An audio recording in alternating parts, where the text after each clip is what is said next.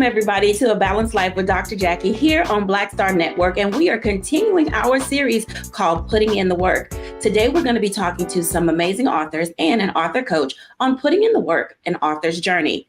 I know you got a book in your head, you got a song in your heart, you got something you want to say, but you just don't know how to get it out and put it on paper. Today, we're going to be joined by Linda Griffin, who is our literary author coach. Also, Charlotte Avery, who is an author of a wonderful children's book. We'll be talking to Catrice Nolan, who is writing a book about her journey through breast cancer, as well as we're joined today by our Level Up coach, Dr. Tierney, who writes about all things just keeping yourself together. Welcome in, everybody. Hey. Oh. We look lovely today. I am so excited about this conversation. So many people want to write a book. They've got a story they'd like to share. They don't know how to get it out of their head and put it down on paper. So what I'd like to do for our dialogue today is kind of just dive right into, I'm going to start with Linda Griffin, because I think it's important that people understand first, what does a writing coach do? And how do you help people pull out what is in here and get it down on paper towards something that can be published for all of us to read? Yeah, well, thank you, Dr. Jacquie. I appreciate the opportunity to be here and speak with your audience. And the first thing I want to do before I talk about what a writing coach or a book coach does is to give you some what I consider startling statistics. It used to be that back in 2005, there were about 280,000 books that were published on an annual basis.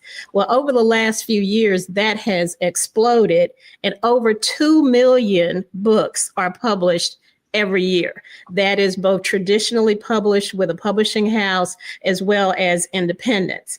And so I like to start out with that statistic because it kind of gives you a level set. Right? If you are an aspiring author, this is the kind of competition that you're up against, right? Over 2 million books being sold. And when you think about that, there's a limited amount of shelf space in a bookstore, right? And even online, there's a limited amount of shelf space online. So when you think about that, your book that you want to write is going to be competing with 2 million other books, right? So one of the first things that I tell people to do is you have to find your people, right? Because publishing a book and getting it sold is you're fighting with all these other books out there. So what you want to do is talk directly to the people that are in your community that are going to be buying your book. And I know we're going to talk to Catrice Nolan a little bit later, because she really found her people, if you will, her breast cancer survivors, and she wrote her book because of that. So now let me back up a little bit and talk about what a book coach can do. And the first thing I would say to people is, if you're considering hiring someone to help you, and if you're not a professional writer, I highly recommend that you do that, but you want to make sure that you investigate carefully. You want to get referrals from other people who have used this person before, and you want to read carefully what's in their contract and what they actually provide. Because depending on who you are and where you're starting in your journey, you may need different help. So you may have an idea, but you don't have any idea where to get started. And so you may need somebody that's going to focus on helping you crystallize what the idea of your book is, right? And what should the topic be? Let's just say it's a leadership book, but there are so many things that you can do from a leadership perspective, and you may know a whole lot about leadership. So a book coach can help you narrow that down, narrow that focus down. Now, you may already have your topic. You may already have things already written. Like some people come to me, they've already got a first draft, but it doesn't flow. It doesn't hang together. Like the chapters don't really flow from one to the other. So you may need someone to help you structure those chapters. And then other people come, they've already had the book written, it's edited, but they don't know how to get it into print, right? And so you might want somebody that can help you get it into print, get it up onto Amazon, get it into Barnes and Nobles, those kinds of things. So you really want to first look at what is it that I really need help with? Where am I in that journey? And then find someone that can help you expedite your way and, kind of brush away all the cobwebs and help you figure out how to navigate through that journey. Absolutely. And I want to invite our other authors in because you've spoken, Linda, about an approach to writing, and we all have come to it at very different ways. Charlotte Avery, what was your approach to writing your books? I write about what I know about. And what I know about is motherhood and children and working with women. And so what I really did is I just kind of dealt with what are the questions that people are always asking me, especially when I wrote my first book, which was on motherhood. I just said, you know what, here I am, a mom of almost 3 kids, and they're just things that no one ever told me. And I was like, why did no one tell me this? I just wrote a book about it because I was like, somebody needs to know like what's going out in these motherhood streets that no one told them. And so that's how I ended up really writing that book and coming to find out. I didn't even do a study for my group because I was like, there are moms everywhere and there are new moms every day. And so I was like, I didn't want to give moms a book that was like, every mom is given what to expect when you're expecting. And it's like this really thick book. And I was like, nobody who's really busy wants to read a thick Bible book like that. And so I just wanted to write a book that was quick, that it was easy, that told the truth, and that was funny. And so that's what I did. I wrote about what I knew in that particular season of my life right then and there. I like that. Dr. Tierney, your approach. Yeah. Talk to us about your approach to writing. And I say it like that simply because the way you speak, the way you run your YouTube is also pretty much how you write. So it's got this really light, easy, airy flow to it. But it also comes from a place of I really did some really, in-depth self-reflection about who I am and what I know. So how is your approach different from the ones that we have heard? Yeah. Well, really, you just really laid it out. I did not sit down and think about first of all, I did not sit down and think about writing a book. Okay. Sugars, y'all have probably heard me tell this story about how I lost my good job unexpectedly. And as I'm talking to God about losing my good job and trying to help me get another good job, he started talking about a book. And I'm like, sir, I need to book me a job. Why are you talking to me about writing a book? That's the wrong kind of book, Lord. I know I said I wanted to write a book back long time ago that I thought was going to be a textbook because I was in education, higher education. But right now I need a job. And he said, no, your job is to write what I say. And so that's what I started doing. I just showed up at the computer, and I tell people all the time that I was just the vessel. I just showed up at my computer. And as the words flowed to me and through me, it went to my computer. And I didn't realize at the time that I was writing that I was doing exactly what one of my dissertation chair members said. I write the way that I talk. Mm-hmm. So when you pick up one of my books, it's going to sound and feel like I'm sitting right there talking to you. So I didn't take a technical approach, or I didn't take a very structured approach. It's very conversational because the way that the book came to me was in a conversation with me and God. And he just said, talk to the people, say what I'm telling you to say, reveal what I'm telling you to reveal. And I bear my soul in those books because it is really just me inviting the reader along a journey that I myself had to go on. So if you're wanting to get to that next level, if you're wanting to achieve your goals, then we're going to do this thing together. And I'm just talking you through it in the same way that someone had to hold my hand and talk me through it. So that was pretty much my approach, a very relaxed approach, a very comical, easy read.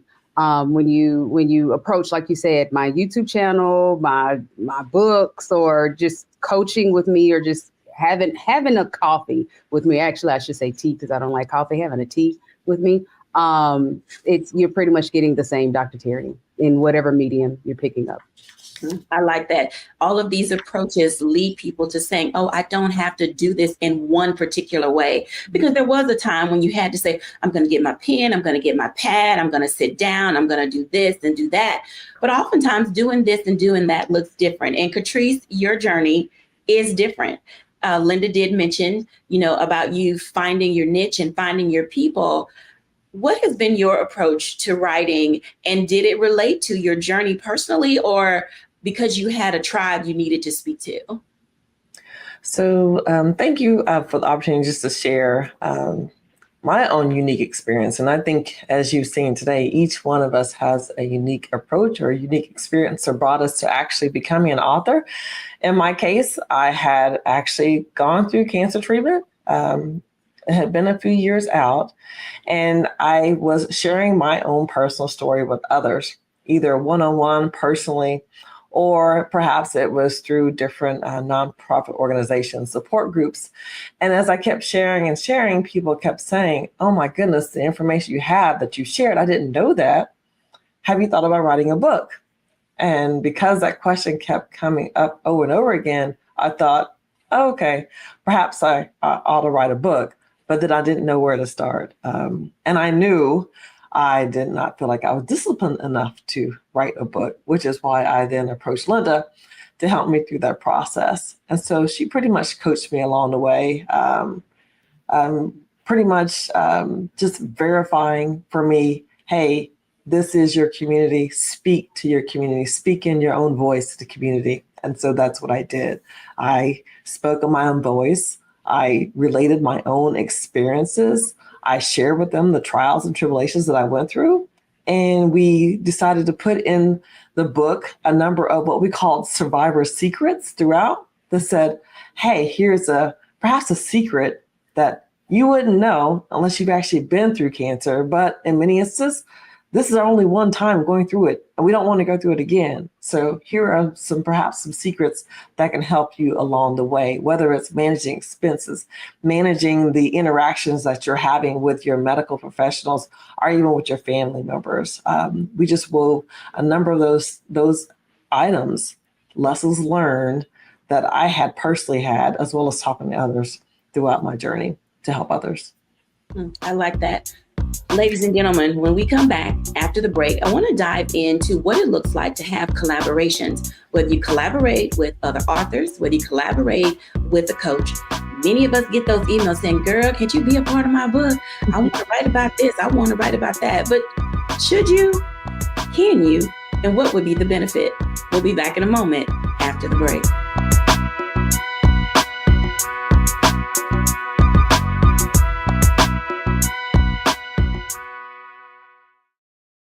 Hello, I'm Isaac Hayes III, founder and CEO of Fanbase, and I'm here with a very important message. We are at a turning point in the Black community where we must have equity in the apps we use that scale to billions of dollars. But this time, we own the infrastructure, we own the culture, and we shape the future. And Fanbase is the future. Fanbase combines the free functionality of Instagram, TikTok, and YouTube into an all-in-one platform built for the evolution of social media and monetization. With over 1.4 million users, that's real proof that we are shifting the conversation of tech ownership and equity for creators. So right now, I want you to go to startengine.com/fanbase and invest today. The minimum to invest is $399. That gets you 60 shares of stock in Fanbase at $665 a share. This marks a turning point in Black ownership of social media. If we don't take this opportunity to own social media right now, we will always be customers to our own creations. And that can't go on. So once again, go to startengine.com/fanbase and invest today. We must own the platforms where our voices live, our stories matter, and where our culture drives the world. Thank you.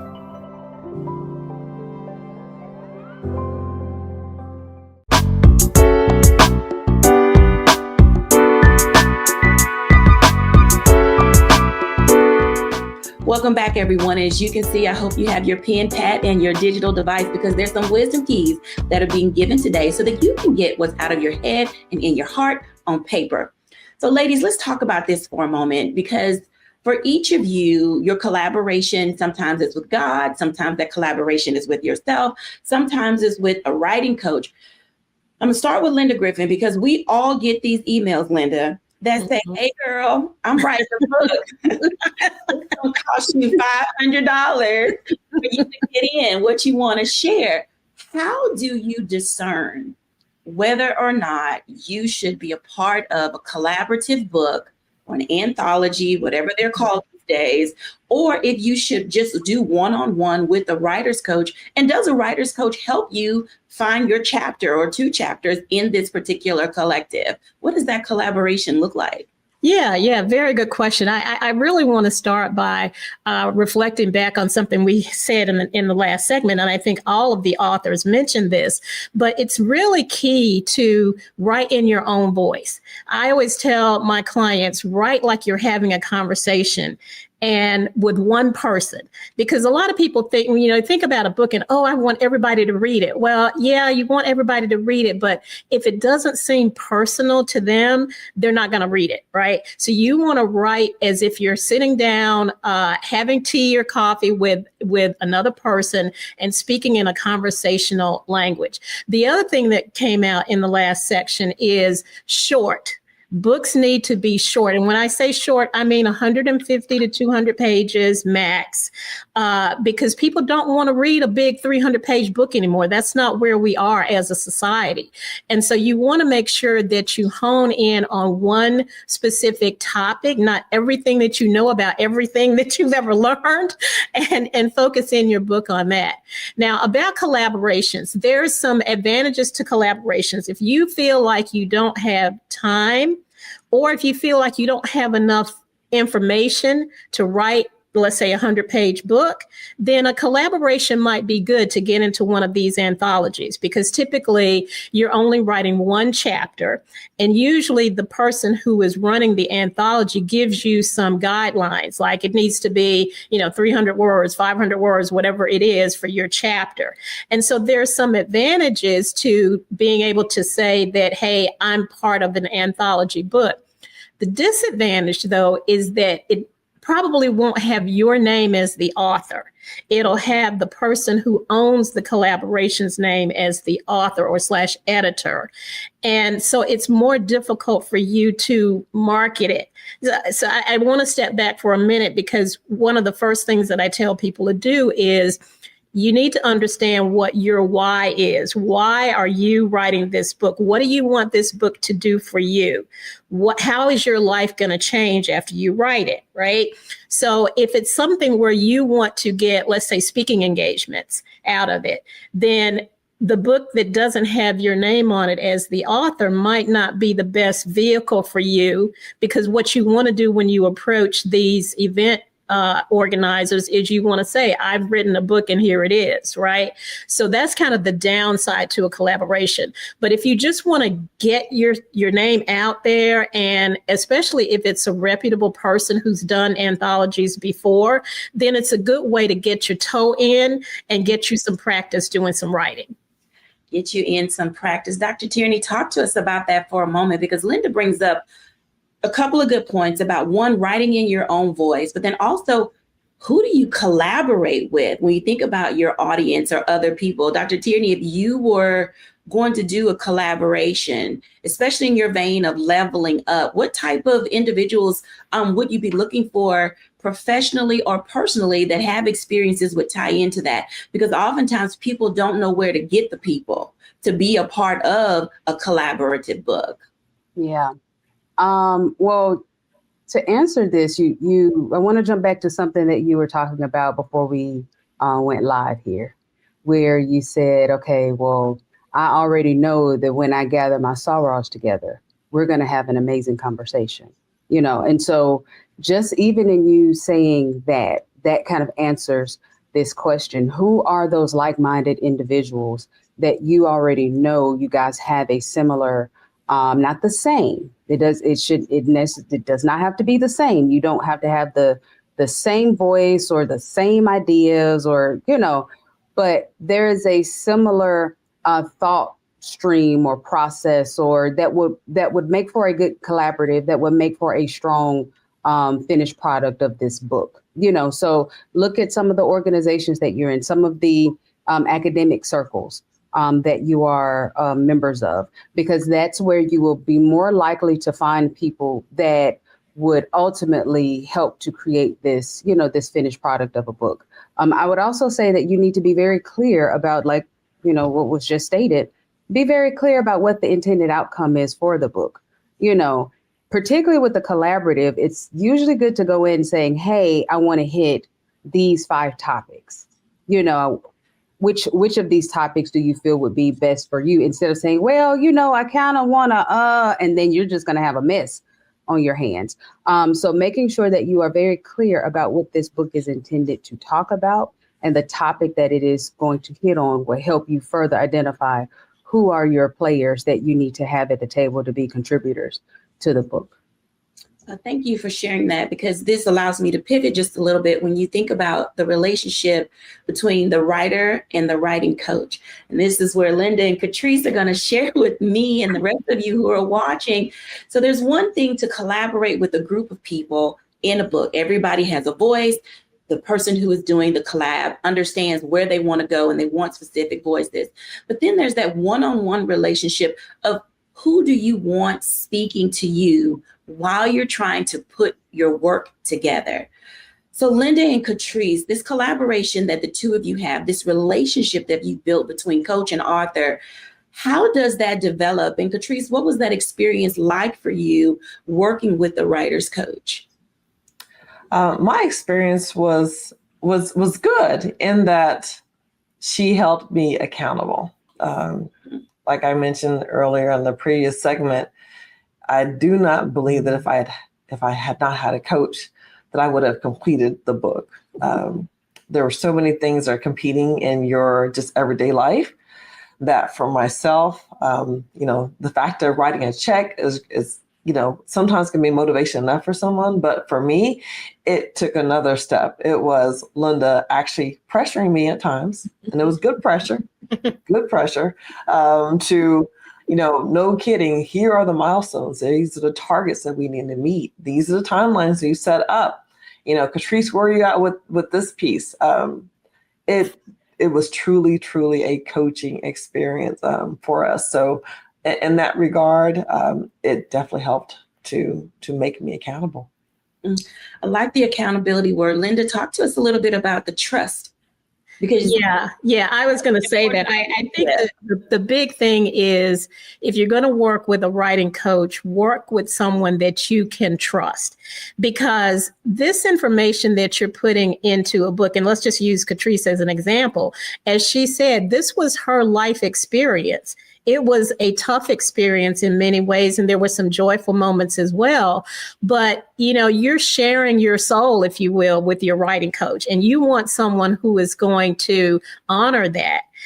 In addition to the accountability, saying, hey, yeah, you got to get this piece done, but you also have to work with a person who is going to read your words and say, well, I think you ought to emphasize this a little bit more, or this a little bit less, or why don't we bring in, as she said, we brought in stories from people who were in her support system, if you will. So a coach can be kind of a little bit of an objective observer to say, hey, have you thought about adding this? Have you thought about adding that, or taking it out? I worked with one client who had a very messy divorce, and she wanted to put some things in her book about that. But I asked her, I said, hey, now remember, your kids are going to be reading this book. So how much do you want to share?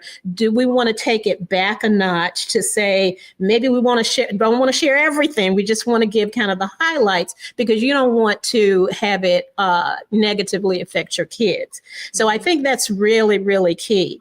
The other thing I would say a coach can do is, as Catrice said, I want to get this book out, right? I want to get this book published. And so a coach can say, like in the case of Catrice, we said, we want to have it ready for October for breast cancer awareness, because it's a perfect tie-in. And so a coach can then backtrack and say, okay, if we want to be online and published in October, then we've got to have the first draft finished here. We've got to have the editing done there. So they can help stretch this thing out so that it flows, that you're not totally pressured and, underwater, but still get it done in the time frame that you want to get it done. So that brings me to the question for all of y'all. Where do you find the time? Oh my God. Where do you find the time to write with all of the things that are going on, the busyness of our lives, our work, our family, this, that, the other, and 10,000 other things? Where do you find the time to write? Charlotte Avery, fur baby mom, wife of one, Mom of 7 four. little people. Yeah. Where do you find the time, Charlotte Avery? Honestly, and that's such a really great and possibly a loaded question for me. But I will tell you that a lot of the times when I'm writing, I'm usually writing when I'm in the car, but I'm not driving. And when my husband's driving or one of my kids is driving. But a lot of times when I'm writing, I write in the dark. And what I mean by that is I'm really writing at night when everybody is in the bed, where nobody's calling my name, asking me for something, the dog's not needing to go out. But it's really like usually in the late hours of the night where I'm able to really get my thoughts out. And I got to tell you, like sometimes, especially like the children's books that I've written, I have literally written those books. It's like God just gave me a download. Like the last children's book I wrote, I literally wrote that book on the way to church, manuscript, everything done. And then when I got home, I sent it to my editor and I literally wrote that book and on the way to church. And so sometimes for me, because, and I believe that the Lord deals with us and where we are in our seasons of life. And so God already knows that my time is really limited. So usually it's like he gives me these exponential windows of opportunity that just come out of nowhere. And he's like, I want you to write this right now. And that's what I do. And a lot of times it's when I'm riding in the car. A lot of times it's when everybody is asleep, because the daytime hours can be really busy for me. And even if I'm usually writing in the daytime, it never fails that because I still have kids that are, that are school age, I'm telling you, the school will call me. Now I've got to stop and do stop doing what I'm doing. And then like my writing, my creativity, it's just all gone. So a lot of times I write in the dark. Right in the dark. When we come back after the break, let's continue our conversation related to time. Where do you find the time to write? We'll be back in a moment after the break.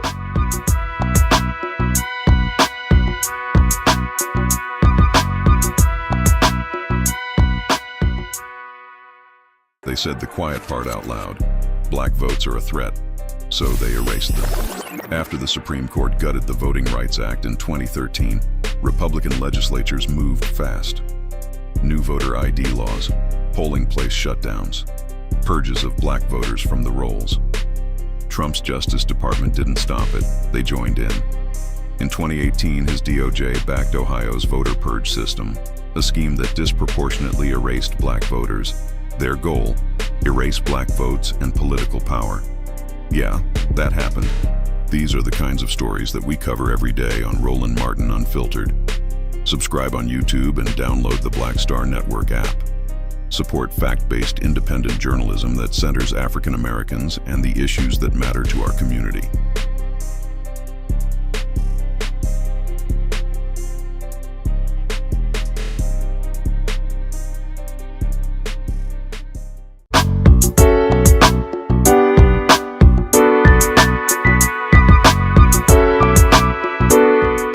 Welcome back, everybody. And as you can tell, not only is timing important for you being able to get your work done, to write what you need to write, to get to meeting all of your deadlines, you also have to find space for your thoughts, space for your emotions, space to heal, because we all write from different places.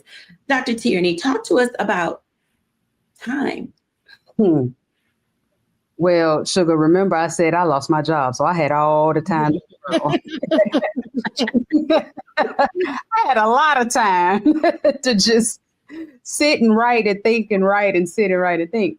But within that, we've talked earlier about having the discipline, so having the time is just one component, because sometimes we're using that I don't have time as a cop-out. We're using it as an excuse when really what we don't have is discipline. You know, Charlotte just told you she wrote that thing in the car, you know, and I can tell you that when you have that book on the inside of you, that, and now I've never had children, but the closest thing I can kind of compare it to, it's truly a birthing. Like, you got to get that thing out, and it has to come out. Like, there is no stopping it. So you will write in the dark, you will write in the day, you will write at 5 a.m, you will write at 2 a.m, or 11 o'clock at night, because it is pushing and it has to get out. So I want us to be very careful in thinking or using time as an excuse, because you really don't, when it's flowing and you're locked in, you know, and you're really believing in that thing, and you are saying, no, this is what I'm doing, and fear is not in there, and the insecurity is not in the way.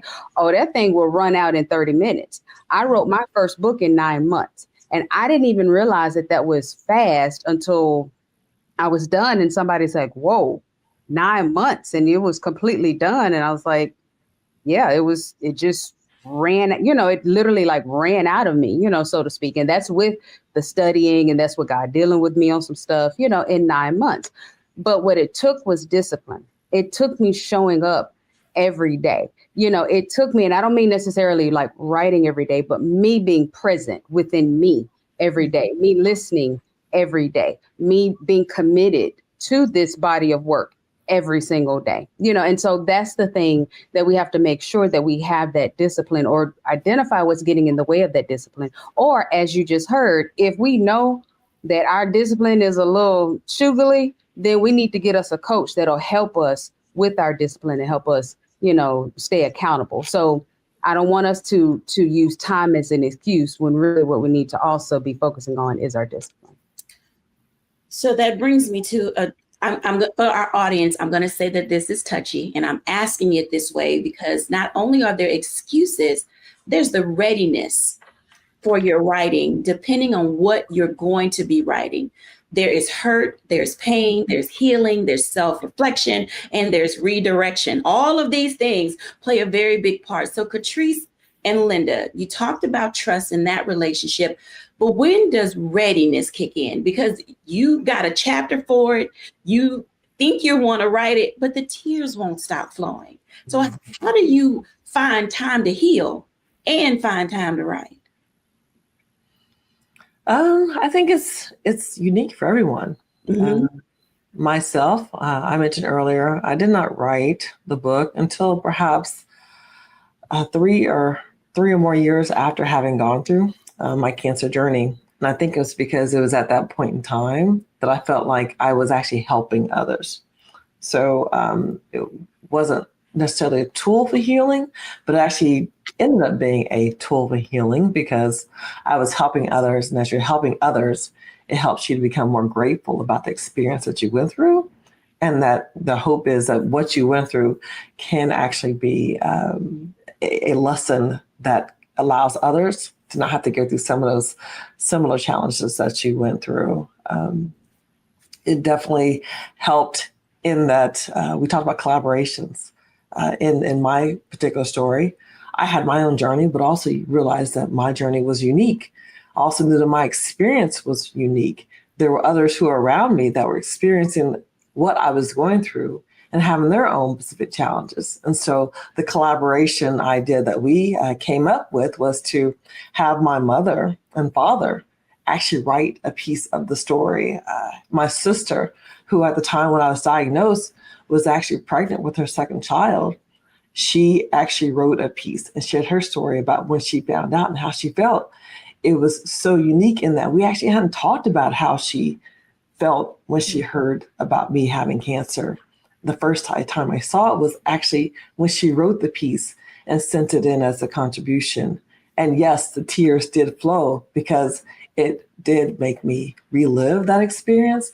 But at the same time, it was rewarding in that we have made it through. And here's where we are at on the other side.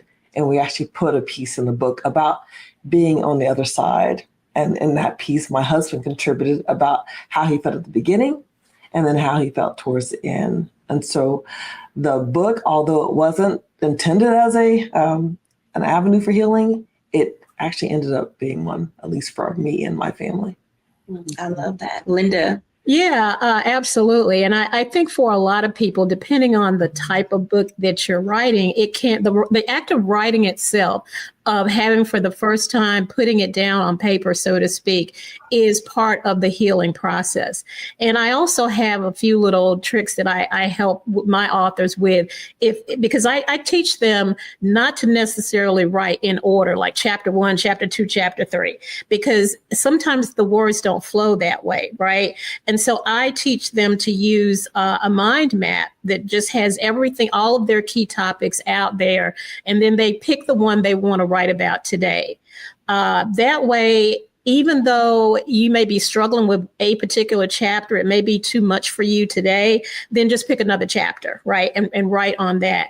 And that sometimes helps people get through this whole process. And I like what Dr. Tierney said about not using time as an excuse, right? You want to find, for your personal experience, what is the best time of day for you to focus on your book? And it may not be writing. It may just be research. It may just be reading over what you wrote in the last chapter. But, you know, I like to write in the morning, even though I'm not a morning person by any means.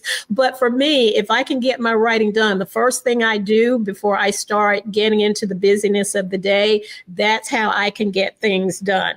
Other people have to wait until they get the kids put to bed, and then, you know, at night.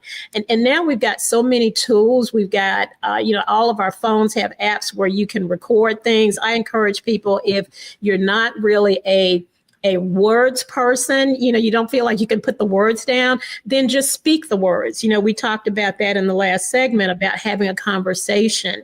And so having a conversation using an app on your phone and then having that transcribed a lot of times gets you over that writer's block. Yeah, writer's block. Because there are a lot of y'all who are watching, and those of you who are here, it just poured out of you and it was like gravy on top of rice. Yeah, for some people, it is not that simple. It's not that smooth. No. Yeah, mine was not like that. If I can just share a story about my first book, which was written for the bed and breakfast industry. And I knew what I wanted to write. And I thought I had put it all down and gotten the first draft done. And when I went back and read the first draft, I was about to pull my hair out because it didn't flow. There were things that I thought I had said that I didn't. There were things that I repeated myself multiple times. And I was like, oh, my goodness. So you're right. It doesn't always flow. But, you know, once you get the words out of your head, then there's always a way to fix it.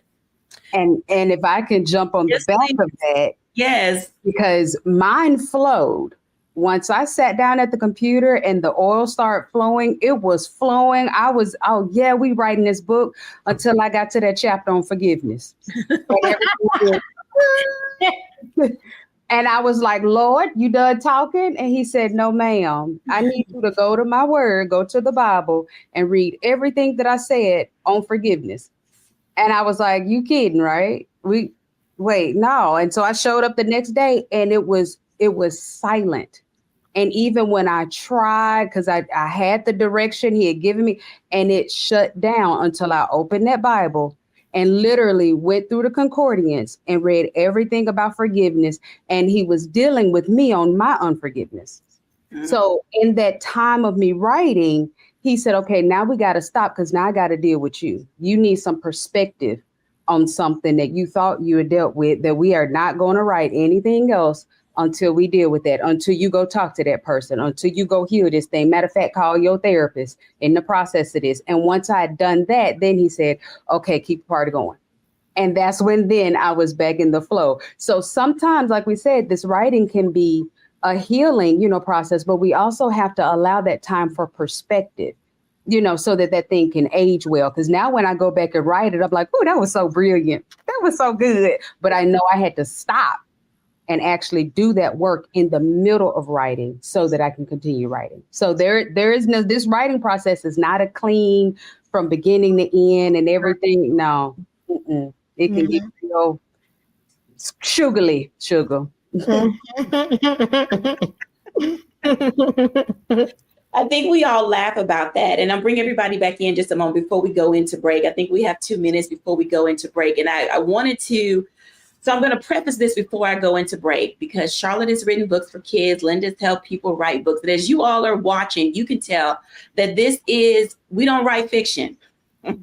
We tell the truth. We like to keep it 100. So whether it's self-help, whether it's personal experience and personal growth. When we come back after the break, though, I want to dive in with Charlotte, because Charlotte uses her kids in her books.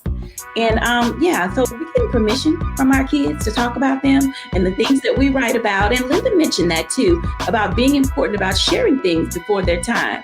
We'll be back in a moment after the break.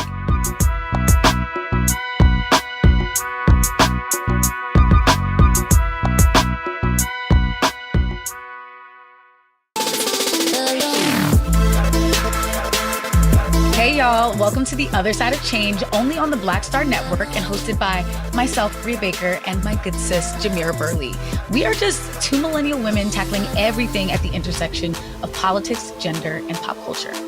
And we don't just settle for commentary. This is about solution-driven dialogue to get us to the world as it could be and not just as it is. Watch us on the Black Star Network, so tune in to The Other Side of Change.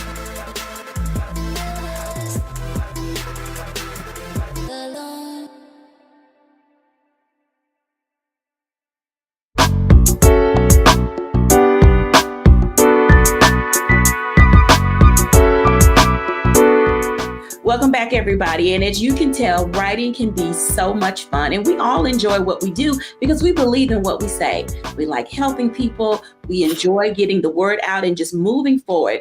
So, Charlotte, I'm going to ask you this question because Afro Izzy is about your son.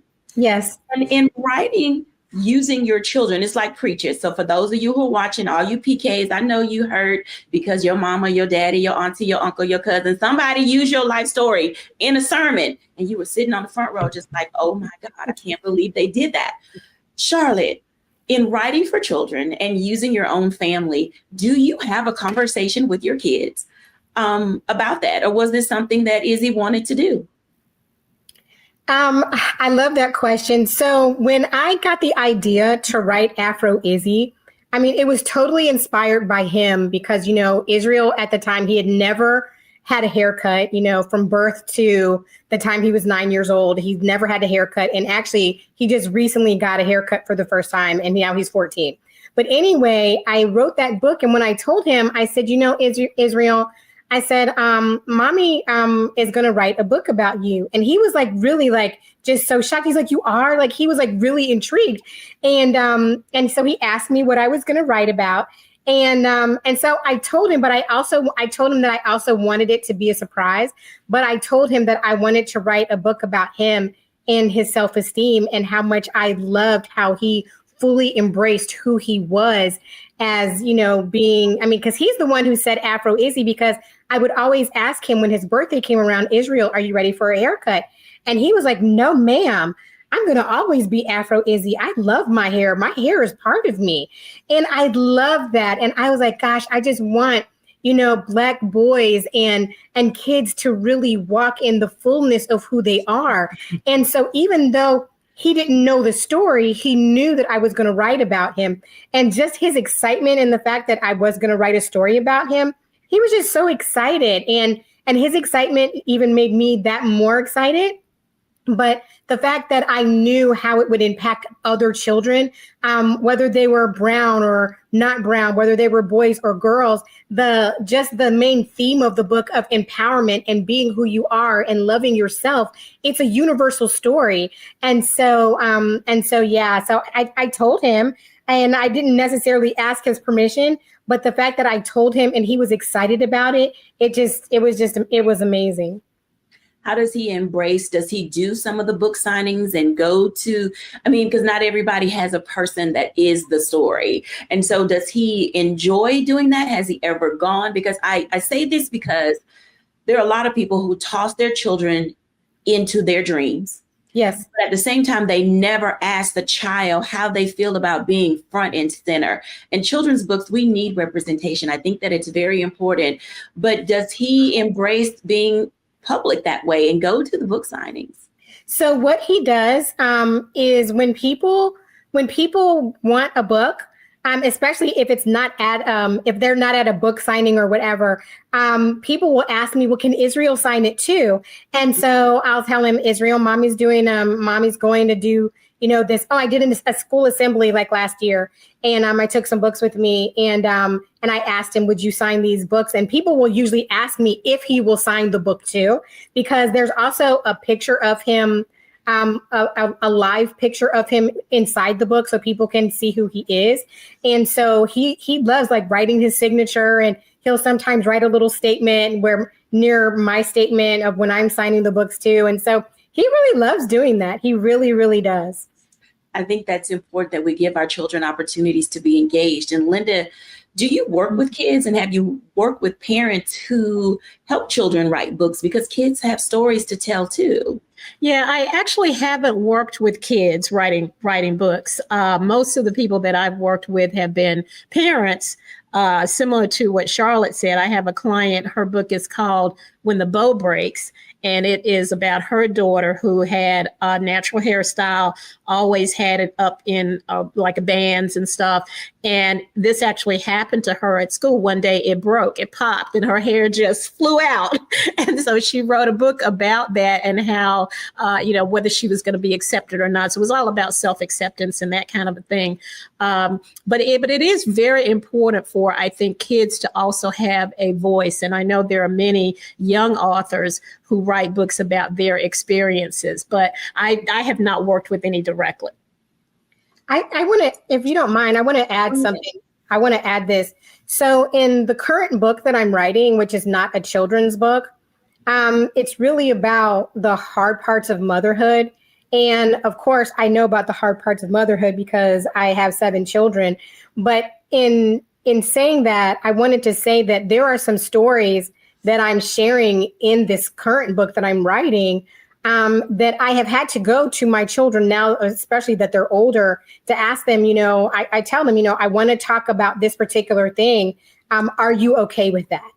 And if they're not okay with it, then I'm not writing it. But if they are okay with it, I feel that it's really important to let them know, to let them know my desire and why I'm writing that story, but not because it's outing them, but so that it's helping someone else.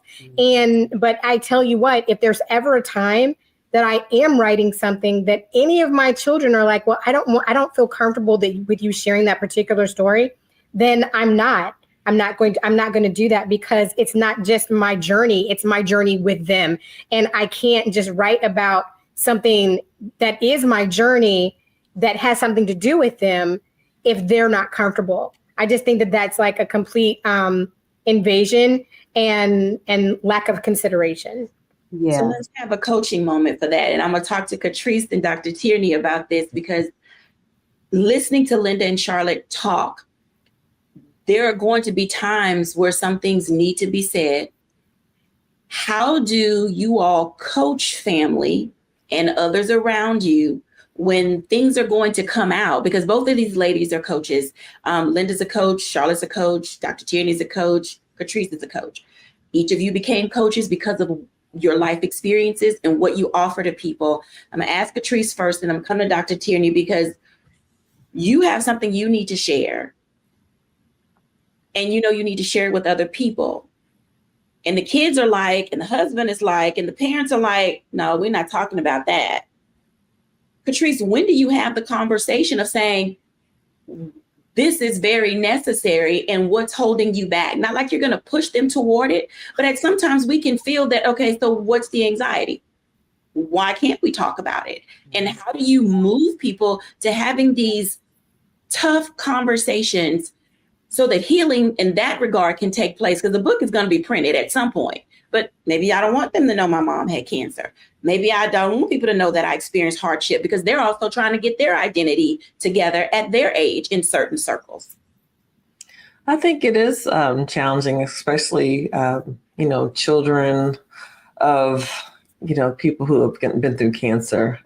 It can be absolutely a difficult time for them. And we recognize that for our children when they're going through the experience. And I think that's one of the reasons why we waited a few years, right? You have to have some time to heal from those moments. Sometimes it can be a little bit too fresh. Sometimes time helps to heal. Time helps you to have those opportunities for conversations about how they felt going through that experience. And it also helps to, maybe bring back into the story to say, hey, this was a difficult moment that our family went through. And here's how we handled it, right, wrong, or indifferent. These are the challenges that we face. And based upon that challenge, here's how someone may or may not choose to handle the situation when they find themselves in that similar journey of cancer. There were some instances that my husband, he wrote and contributed some pieces to the book. And it was actually because of me asking him to write that he was able to face some of the things that he was uncomfortable with. But once he wrote it down, he felt way more comfortable sharing it with others. So it goes back to the conversation we had earlier about the healing part.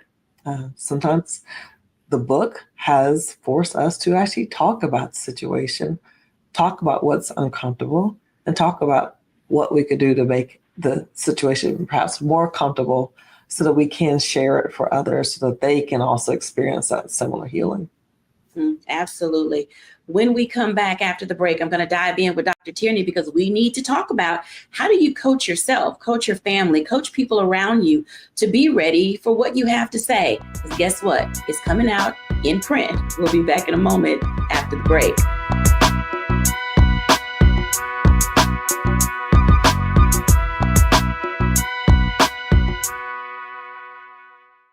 Hello, I'm Isaac Hayes III, founder and CEO of Fanbase, and I'm here with a very important message. We are at a turning point in the Black community where we must have equity in the apps we use that scale to billions of dollars. But this time, we own the infrastructure, we own the culture, and we shape the future. And Fanbase is the future. Fanbase combines the free functionality of Instagram, TikTok, and YouTube into an all-in-one platform built for the evolution of social media and monetization. With over 1.4 million users, that's real proof that we are shifting the conversation of tech ownership and equity for creators. So right now, I want you to go to startengine.com/fanbase and invest today. The minimum to invest is $399. That gets you 60 shares of stock in Fanbase at $665 a share. This marks a turning point in Black ownership of social media. If we don't take this opportunity to own social media right now, we will always be customers to our own creations. And that can't go on. So once again, go to startengine.com/fanbase and invest today. We must own the platforms where our voices live, our stories matter, and where our culture drives the world. Thank you.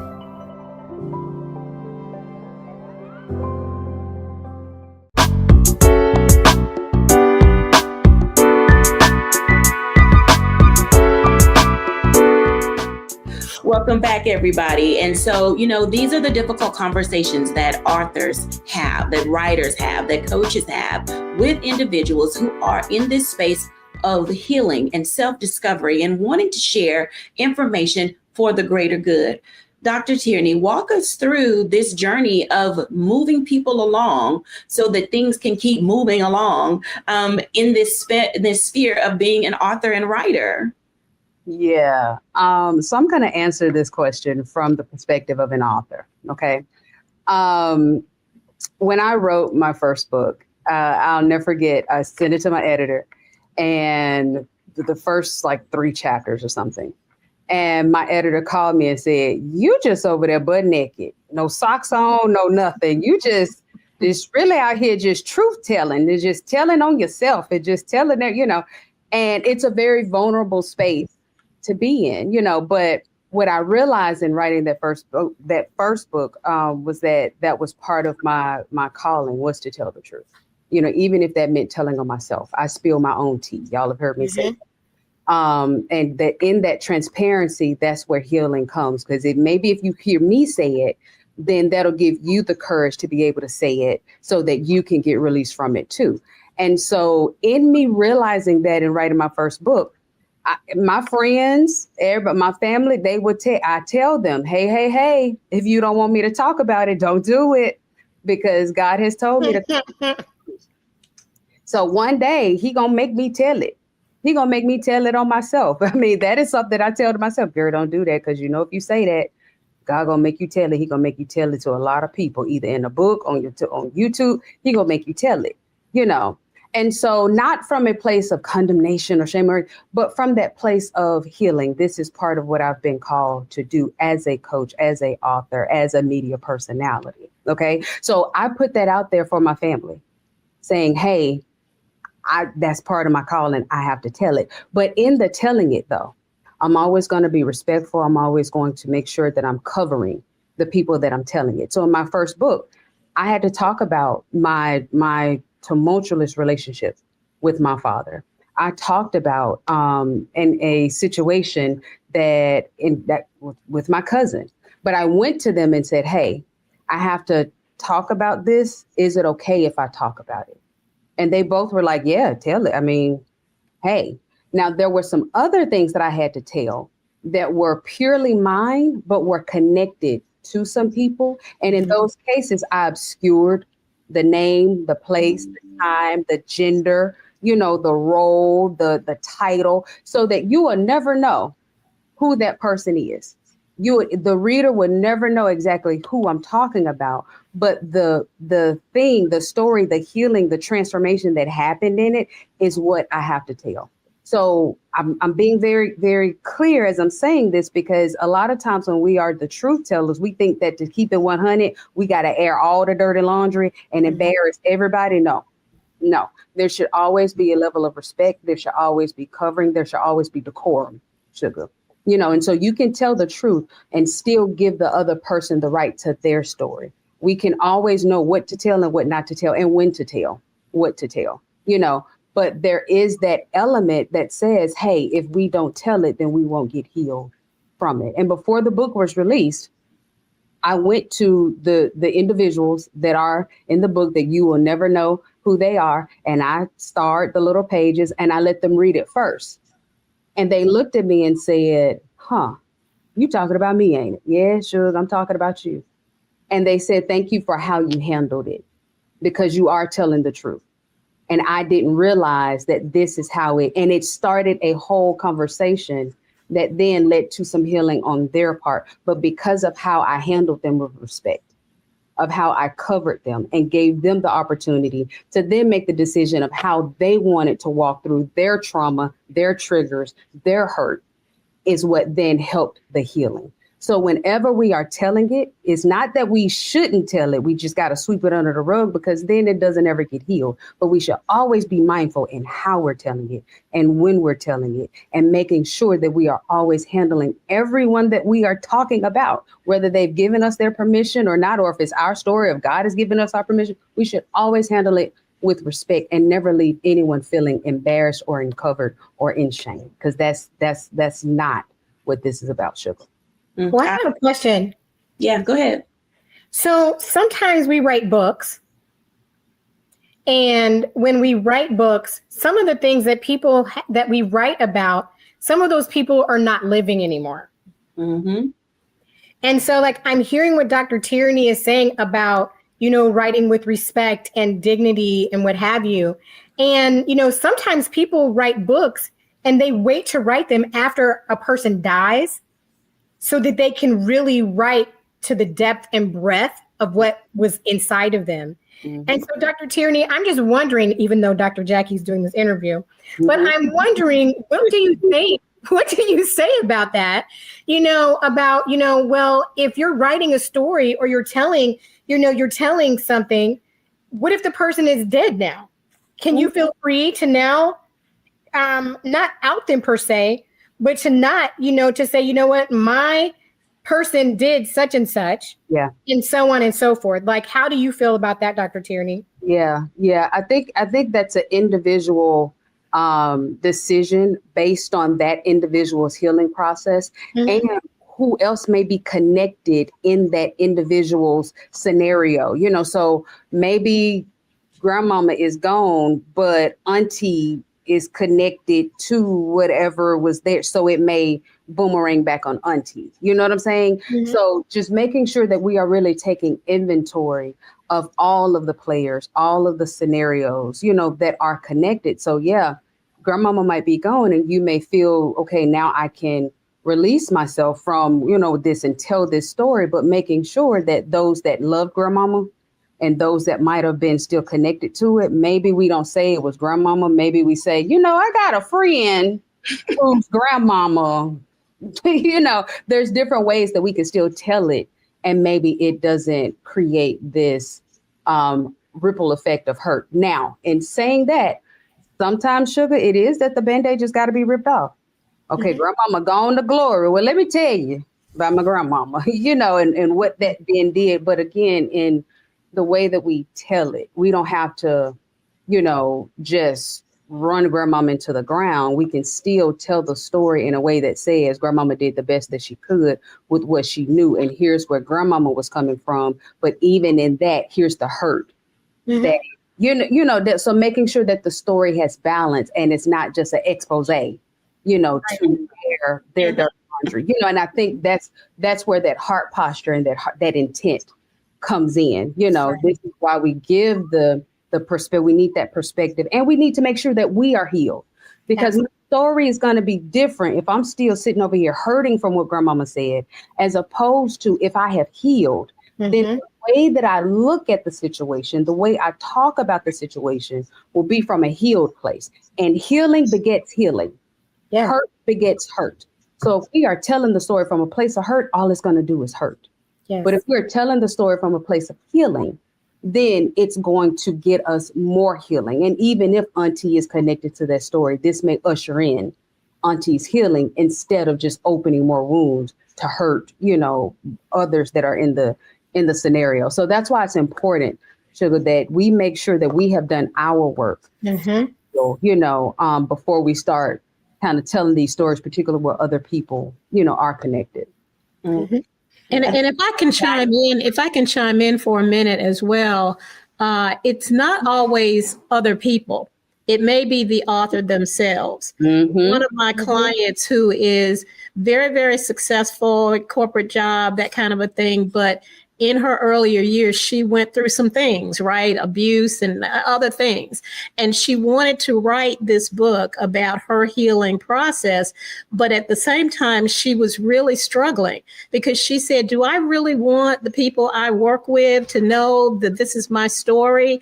And we talked about, should she use a pen name? But I discouraged her from doing that because I said, well, if you use a pen name, how are you going to get it out to the people that you really connect with, right? That connect with you and your story, if it has somebody else's name on it or a pen name on it. And so we went around, we had some very serious conversations about that. Ultimately, she did decide to use her own name, and her book was really well received, because the thing is, what people don't realize is you feel like you're the only one going through something when there's a lot of other people going through the same thing. Absolutely. And the fact that you tell your story, as I think Dr. Tierney or maybe Charlotte said, it allows people to feel like they're not alone and that it's okay for them to heal too. Yes, absolutely. All of those are great because people need to know that there is a place for them and the work that they want to do. And as we prepare to close this particular block, I want you to go around and share one of two things: write, W-R-I-T-E, with, or write from, W-R-I-T-E. What is this place that people should write with or that they should write from when they begin this process? Because clearly you can't write from being broken, which you can, but then Linda's going to come in and it's going to be 10 times more of the editing because there's always the cutting floor of those type things. But there's a place where you need to write from or you need to write with. So Charlotte. I think for me, I think you need to write from a place of truth. And for me, I write from a place of truth and from a place of humor, because there's so many heavy things. And I just think sometimes we just need to be able to kind of make some things lighter. And so for me, it's from a place of truth, but also from a place of humor. Absolutely. Catrice. I write from a place of empowerment. I'm a natural advocate, and having gone through that cancer journey, I encountered so many people who did not feel empowered. And so just want to use my story to empower others to say, you might not think you have the fight, but you do, and here's how. Mm-hmm. Lovely. Linda. I would say write with authenticity. You have to be who you are, and your book should reflect that. And I like to say that every one of us has wisdom to share, and there are people who need that wisdom. So just get your story out there authentically. Absolutely. Dr. T. Yeah, I think because of what we were just talking about, I'm going to say right from a place of healing and perspective. Give yourself the time, the grace to walk through what you need to walk through, for you to process what you need to process, and to be able to sit back and look at that thing a little bit and say, okay, now I'm ready. And then write whatever it is. And I don't care if it's a children's book, a self-help, or fiction, or whatever it is, but giving yourself that time to heal and to get some perspective on it will go a long way. When we come back, I'll give my reflection after the break.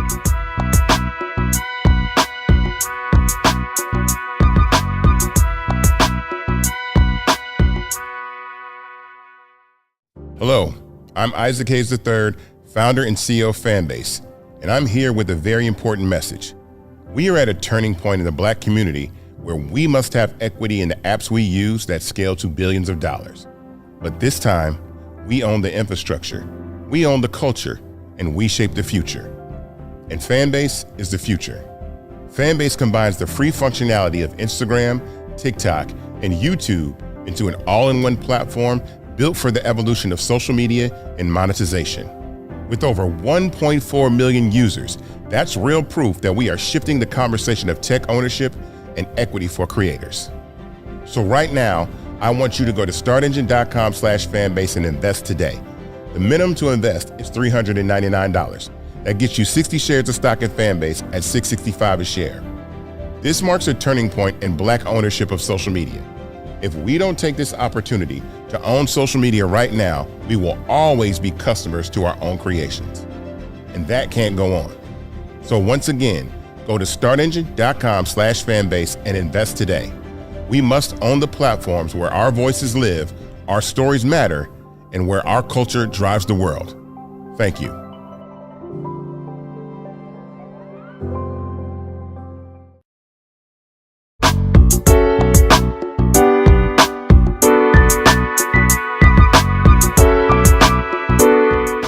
Welcome back, everyone. And as you can tell, putting in the work in Author's Journey requires you to be all in.